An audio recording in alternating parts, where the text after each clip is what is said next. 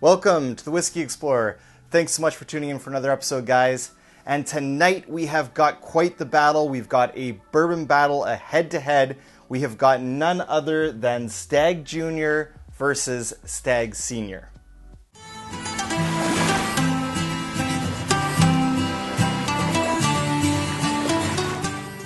All right, guys. So in this head-to-head battle, we have Stagg Jr. Batch 13 versus the senior George T. Stagg of Buffalo Trace Distillery.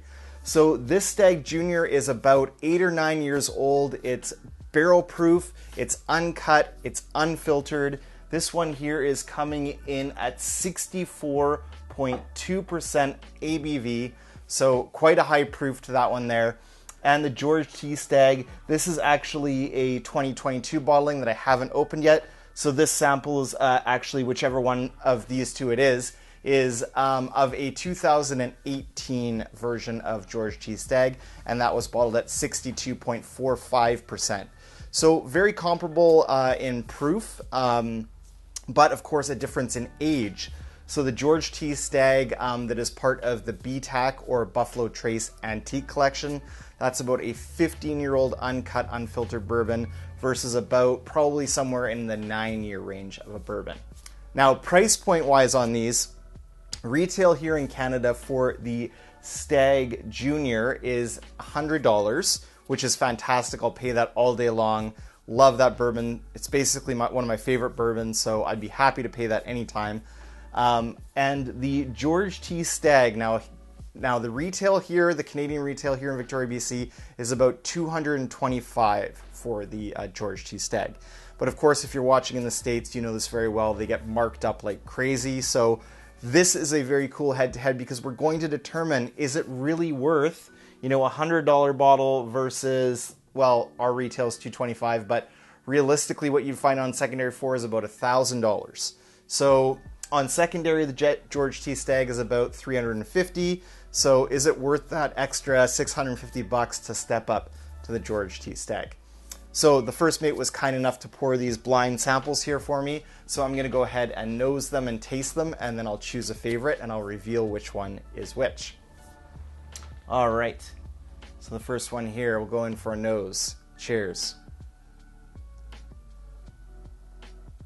Okay, so the very first thing I got on the nose of this one was like there's a little bit of a dusty funk to it, but then there's also like a really nice maple syrup note. So I was getting like French toast, like the butter and the maple syrup and little cinnamon sprinkle and everything on there. A little bit of brown sugar, just very nice nose on this one. I'm going to go in a little bit further here.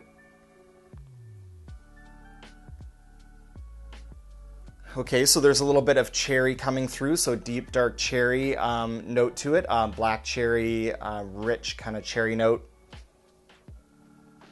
Nice vanilla cream as well, so vanilla cream, brown sugar sweetness. Very nice kind of rich butterscotch caramel note to it as well. The toffee's coming through as well here. All right, so we'll call this glass A. And I'll go in for a quick nose on glass B. See if I can note any differences here. Cheers. Okay, this one is not jumping out of the glass nearly as much here for me. Okay, definitely have to dig a bit deeper to kind of get some notes out of this one. This is like the nose on this seems a lot more subtle to me. Like I have to dig a lot deeper, a lot further to kind of get to the notes of this bourbon. Let's try to give it a quick swirl in the glass here. See if that opens it up maybe a little bit more. And I'm getting a little bit of cherry coming through. I got a hint of, or a hit of the ethanol there as well. Nice cherry note, almost like strawberry. Some vanilla, definitely some baking spices on this one. So some cinnamon, some nutmeg, brown sugar. Now I'm getting more of that vanilla and caramel and butterscotch sweetness. So the nose on B is definitely more subtle. I'm definitely giving, in this nosing round, I'm giving the edge to glass A here. So A is my favorite so far for the nose on these bourbons here.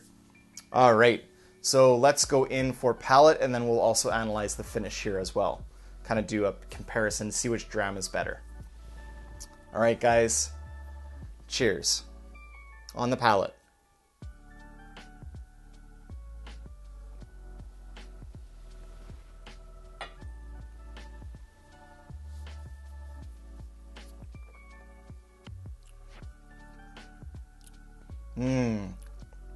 Wow. Wow, just a nice candied black cherry sweetness. Almost there's kind of a grape note coming in here as well. A grape soda mixed with like cherry Coke, so cherry cola. Nice, almost medicinal cherry note to this one. Really kind of nice, viscous, fully mouth coating experience. Lots of vanilla cream coming in now. Almost like a custard, like a vanilla custard. It's like that thick and rich. Really nice kind of baking spices as well now in the mid palate. So there's some cinnamon coming in, some nutmeg and clove, just like grandma's baking spices, really nice. Wow, the finish just keeps going. There's nice sweet oak on the finish, nice vanilla.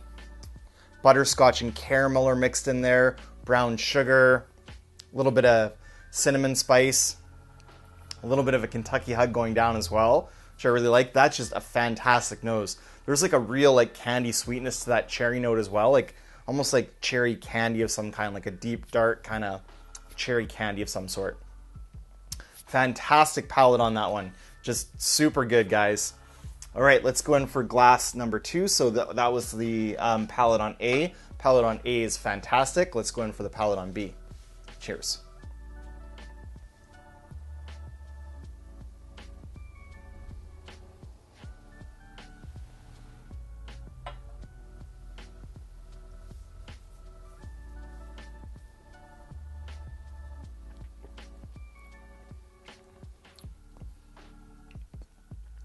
Wow. Okay. Also a very viscous mouthfeel. The ethanol hit on this is definitely stronger. Quite a bit so. This drink's quite hot. It's a super bold, spicy bourbon. The dominant note here is actually like a little bit of an astringent oak note to this. So there's some astringent oak here. I definitely feel it tickling on the back of my throat there. That's always how I can sort of sense the tannic oak, as if it kind of almost gives me almost like a little tickle in the throat or a little bit of a sore throat. That is a powerful bourbon. Holy, like that is just so strong, robust flavors. Now it's giving way to a little bit of cherry sweetness, cherry cola. This one is a lot more in your face, bold, punchy. Definitely this bourbon throws you around the room. Very strong on the palate. Eventually that kind of astringent oak note, the powerful kind of oaky presence, does give way to some vanilla sweetness and some cherry sweetness. But man, that is a powerful palate. The mid palate is definitely coming in with some spices. So almost like cinnamon heart, that level of like spiciness, spicy cinnamon, black pepper, almost cayenne pepper. The finish on this lasts a really long time. It's also very viscous and mouth coating. But definitely I would give the palate to A. So the nose, I went for A, and the palate I went for A. And so that means that B is kind of in second place right now. And I'm going to go in for one last quick comparison on the finishes here. This is still finishing up, but it's very spicy. It's almost like you're still actually drinking the bourbon for this one. It's just so strong, fully like mouth coating. What you're left with is a little bit of that kind of cherry note, but then like there's also a nice vanilla. But there is just a really dominant astringent, astringent kind of oak note to that one. All right. Whereas I thought that palate A The palate on glass A was a lot more kind of well-rounded, well-balanced, more thought out. I thought it was more subtle as well, and a more of an enjoyable drinking experience. So far I'm definitely pulling towards A here.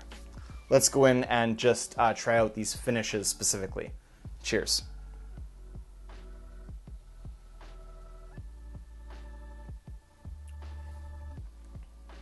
The palate on this, guys, is just ridiculous. It is fantastic.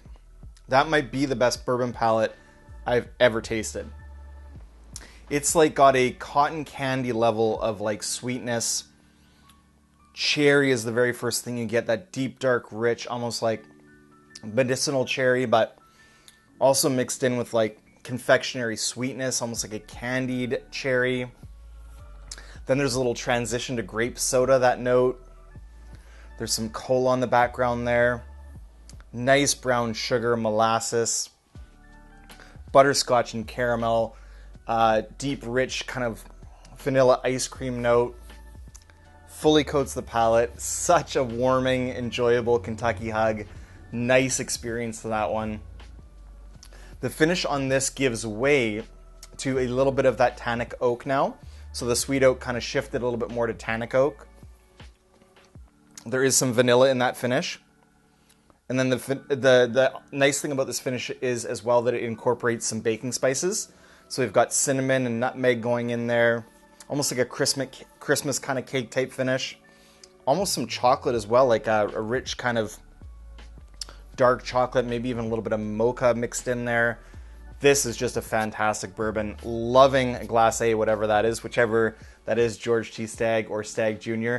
I'm kind of leaning towards, I'm hoping that it's Stagg Jr. because that's one that I can actually get here, whereas this one here I actually had to win in a lottery, so very thankful to have it, but probably won't happen again. So let's go in on the finish for Glass B here. Cheers. Wow. I cannot get over how hot that drinks. That drinks so hot. But after the heat dissipates a little bit and your palate kind of acclimates to the heat, you do get a nice deep dark cherry note mixed in with some sweet oak and astringent oak. Very oaky vibe to this one, extremely oaky. Oak for days. Then there is a little bit of vanilla ice cream, vanilla cream to it. The finish is very spicy, much more spicy than Glass A. So more cinnamon, more black pepper, and more like cayenne pepper. So a very peppery, spicy finish on Glass B.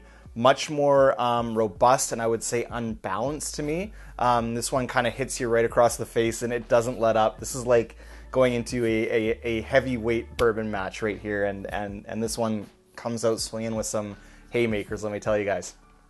All right, so I'm going to go with Glass A for the nose, Glass A for the palate, and Glass A for the finish. So I am super curious to see what this is. B came in second. Okay, so let's go ahead and reveal the winner here. So the winner is the red dot on the bottom there, and the red dot is, let's see, the red dot is the George T. Stagg. All right, so the Stagg Jr. was the blue. So the blue glass is glass number B here. So that finished second, and the red glass, the George T. Stagg, was the winner. All right, guys, so that goes to show you, I thought, honestly, that the George T. Stagg was head and shoulders above the Stagg Jr. Just absolutely a fantastic bourbon. So if you guys get a chance to get either of these bourbons, they're both fantastic. So absolutely pick them up if you see them at retail. And if you do end up, paying a little bit more on secondary, I do kind of understand that. They're just such fantastic bourbons. And if they're on your bucket list and you have to have them, I get it, guys. I want to thank you so much for joining me for this comparison, this head-to-head from Stagg Jr. to Stagg Sr. Thanks so much for joining me. Until next time, guys, may your sails be full and your drowns be fuller. Cheers.